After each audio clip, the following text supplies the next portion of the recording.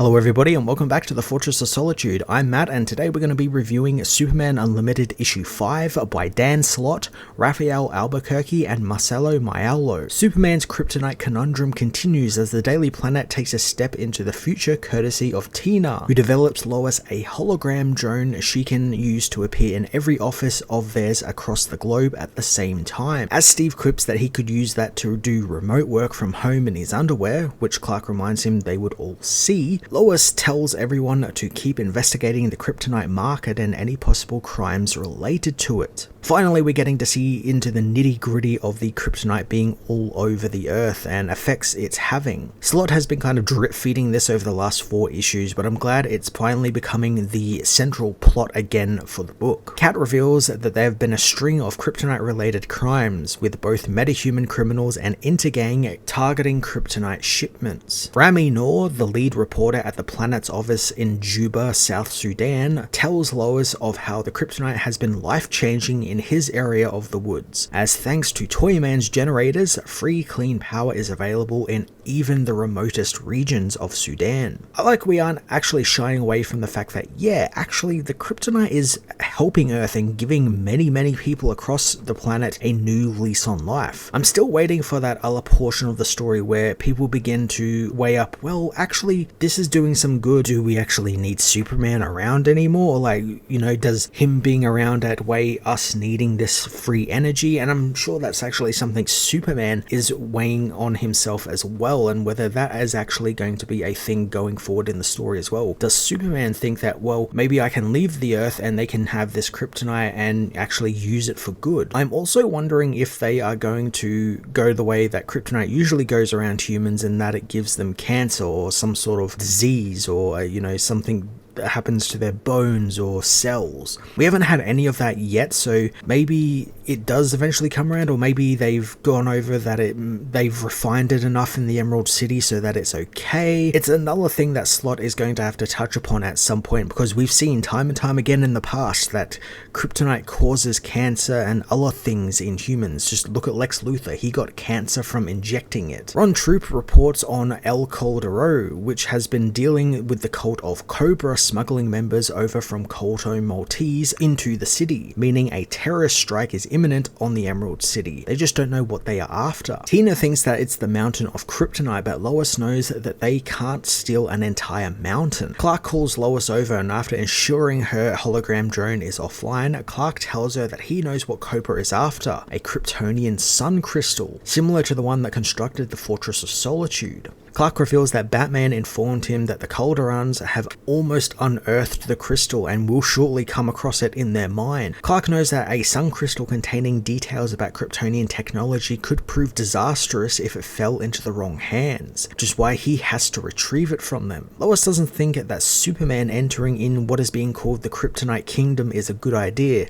but Clark assures her that he has a way around that. So with the sun crystal story, Slott has kind of upped the stakes quite a fair bit, since, well, you know, having kryptonite is kind of a bad thing for a lot of the world. Having access to Kryptonian technology is an even bigger problem, since it could lead to them, you know, creating stuff like a fortress like Clark's, or ships, or war suits, all that sorts of things. We actually saw Lex Luthor do that sort of stuff back in a Jeff Johns and Kurt Busiek story called Up, Up and Away, which is actually one of my favorite Superman stories. So it's a little worse than having kryptonite all around the world if Kryptonian technology ends up getting out there as well. It's a nice bit of escalation, although one that probably should have been held off until we learn a bit more about this kryptonite story and how we got to it, because it was just kind of literally dropped on the Earth and we still don't know where and how it came from. So I would have liked to have gotten a little further in that story before we adding another plot line into the mix. Later on, Superman, outfitted in his K-suit and driving the Supermobile, enters El Caldero. Thanks to the Supermobile's scanners, he finds the city is quite the illusion, since it's not entirely made up of kryptonite like he thought. It's a lot of green paint and green neon lighting, which ironically makes it really live up to the Wizard of Oz inspired nickname, the Emerald City. Superman soon lands as the Kryptonites come and meet him, but instead of a fight, they end up saluting him, proclaiming that they live to serve him. President Castillo welcomes Superman into his city as a giant parade by the people of the city is kicked off, chanting Superman's name.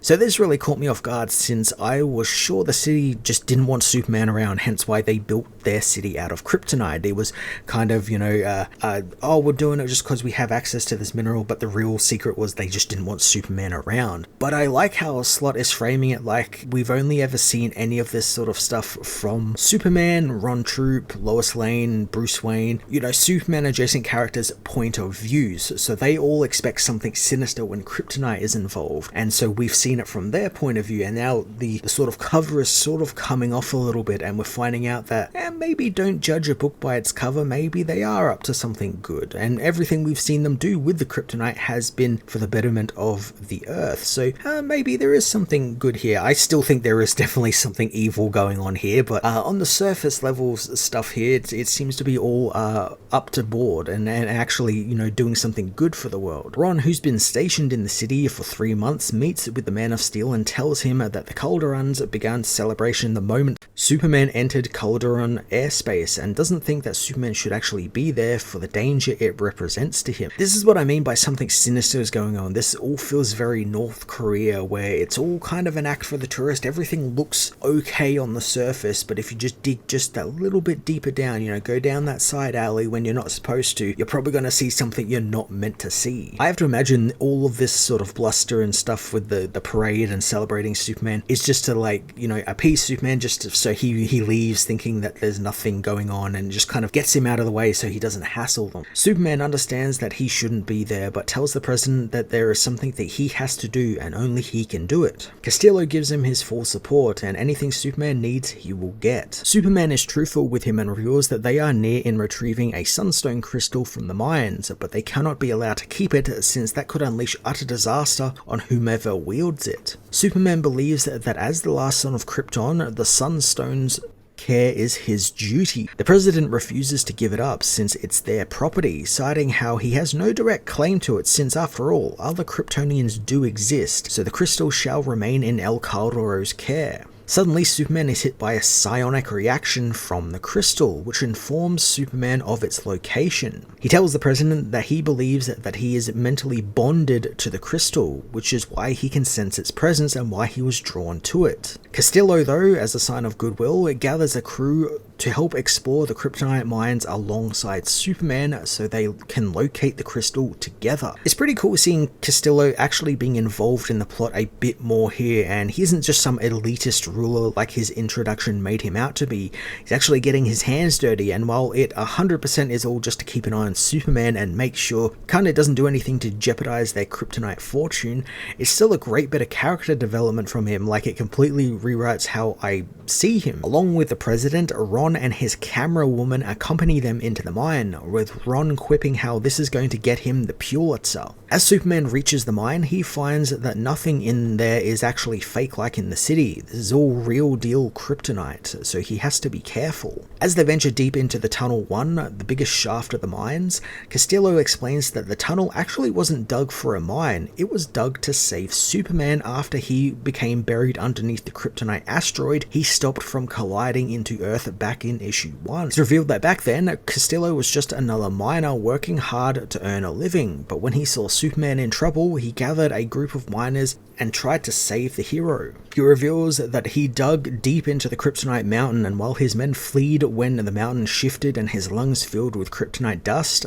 Castillo didn't give up hope, and soon the golden energy covered Superman was found and he helped pull him from the green rock. So this feels like an origin for a supervillain or something if I ever saw one. Like, Castillo feels Superman is responsible for this, and there are even hints that he might be ill from kryptonite exposure, as Slott makes it known, the kryptonite dust in his lungs, and even Raphael Albuquerque's art depicts Castillo with green-hued skin and dark green nails. I also like the idea that Castillo had hope that he would find Superman, and that hope drove him, and I wonder if this is going to be some sort of skewed version of hope that he sees. Like, we've had that with villains in the past where they believe in Superman but they have a warped version of the hope he instills in people, and they take that a little bit too far and gain the wrong ideas from what he inspires in people. people, and that's kind of where I feel like Castillo is going here, where Superman kind of blessed him by giving him all of this kryptonite, and he can make a fortune, he became president, and shored up his country. But then he's also a curse because maybe he's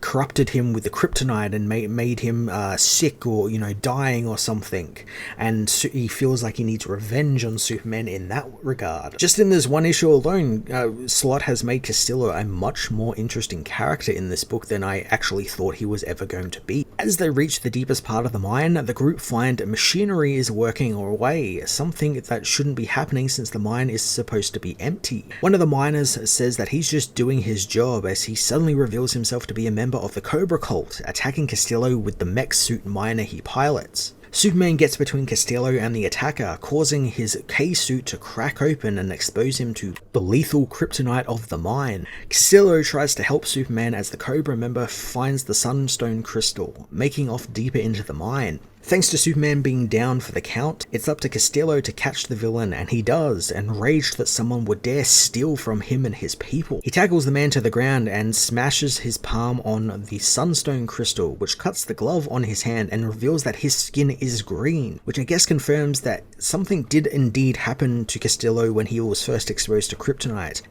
Like he's becoming like a kryptonite man or something, or he's getting powers or something. It's all a facade, and I guess like the idea is that maybe he like colors his skin with like makeup or something so he doesn't reveal what he actually is. And I'm betting there is a big reveal coming with who and what he has become thanks to this kryptonite, and it just feels like it's a long time coming. So I'm sure there was something wrong with this guy right from the get-go, so it's cool to see that actually sort of coming true here. Castillo beats the Cobra cult member, taking the crystal for himself, and as he grips it, the crystal activates and a hologram of Jor-El and Lara appears, telling Castillo, whom they think is Kal-El, that Jor-El has learned many truths about his family and his father, and soon he'll have to pass those truths down to Kal-El, who will then pass them down to his own son. Castillo realizes the crystal does indeed belong to Superman, but he is the only one who knows about that, and he realizes the cult member is still alive and heard the message, so he begins choking the man to ensure that no one but him knows of the true meaning behind the crystal. Unfortunately for Castillo, the act is caught by Ron's camera woman, who flees when Castillo sees her. The president tackles the woman, revealing she isn't just some rookie camera operator, it's Lois Lane, and he intends on killing her. Superman Unlimited issue 5 begun to show the cracks in the Emerald City and President Castillo's facade, something I've been waiting to happen for the last 2 issues. Slott does some really fun stuff here with Castillo and kind of giving us a secret origin of his, as well as his perception of hope and how he views Superman as both a gift and a curse. With the tears of something Krypton related being brought into the fold with the Sunstone Crystal, I do wonder if we're getting maybe too many plot lines for the book to balance at the same time, but only time will tell if that ends up, coming crashing down or Slott is able to balance them out in a nice way. All in all, I thought this was a pretty damn good issue. It looked fantastic thanks to Rafael Albuquerque's art, and it pushed the story forward in a meaningful way. So I'm going to give this issue an 8 out of 10.